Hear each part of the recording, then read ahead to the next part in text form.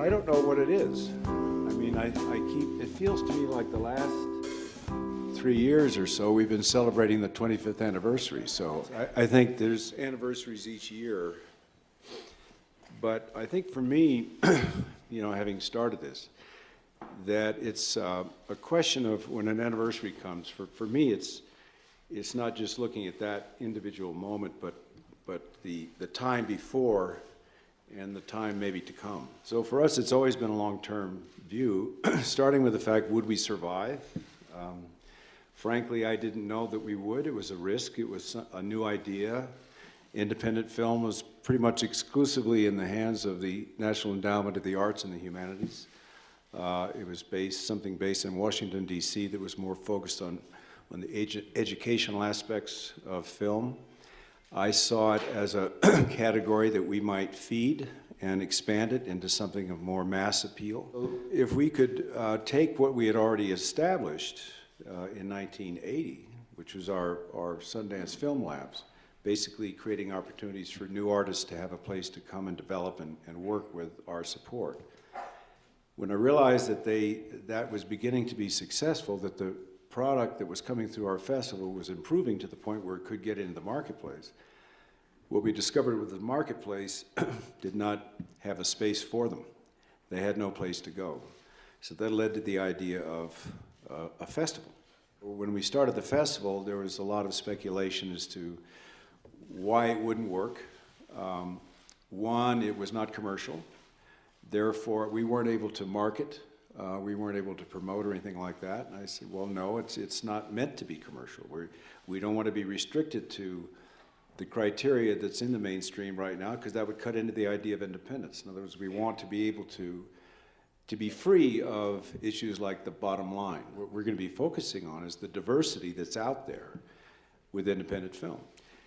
So right away, it was going to be a festival, if it would succeed, of discovery. What happened a few years down into it, realized that the audiences that were coming, they were very diverse in themselves. And they were increasing because they were being offered something here that they might be being denied in the marketplace, and that is a broader menu of choices. That allowed us to kind of promote and develop more the idea of participation of the audience and engagement and dialogue around the product itself. Then came other things which I think you're aware of. I've always been very high on documentaries, and felt that at a certain point, when it looked like we were going to survive, that we could use the developing platform to promote documentaries. And so we began to hit it hard back in 1987. We hit it harder and harder and harder, trying to promote the idea that these are important. It's no longer just a use of film towards education, but it's becoming more advanced. It's becoming more politicized. It's becoming more activist-oriented, and so therefore there's a value to that, at least I felt. So we promoted it and pushed it to the point now where I don't think we have to. And the fact is that that part of us has never changed. The way we program this festival is the same today that it was the first year that we started. The premise of Hump Day is two old friends, great kindred spirits in college. It's about 10 years later. Their lives have diverged dramatically. So one has become this sort of globe-trotting nomadic artist type, and the other has gone the straight and narrow and has a job and a wife and a house and a pedometer. And they sort of crash into each other after years of not seeing each other, and immediately engender this crazy kind of heterosexual male one-upmanship. And the more they try to connect, the harder time they seem to have doing that. And they end up getting themselves in this ridiculous situation, it's sort of a mutual dare, that they're going to do this art project and they're going to have sex with each other. Someone, why don't you give me the ball?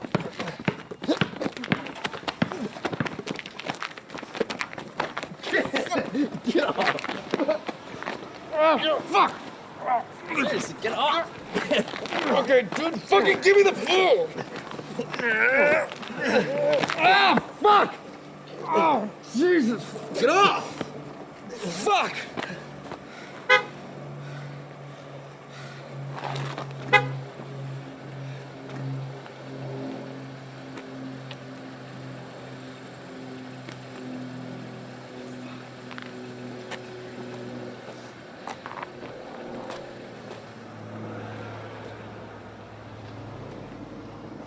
Hey.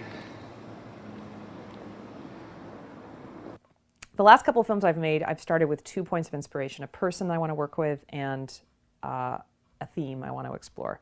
So that was how I created My Effortless Brilliance, my second feature film. And this one, Hump Day, I started with Mark Duplass, who I met on a set in Seattle of True Adolescence, this movie that was shooting here. And I was shooting still photographs for, and we just really bonded immediately. And I watched him act too on set and was just thoroughly inspired and wanted to work with him as a director. And then I've always been interested in exploring the boundaries of sexual identity and how fluid or rigid those boundaries might be for different people. And so I just thought of this idea. I called him up and said, do you want to do a movie with me in which 2 straight dudes would attempt to have sex together? And he was like, paused for half a second and then said, God damn it, yeah, let's make this movie.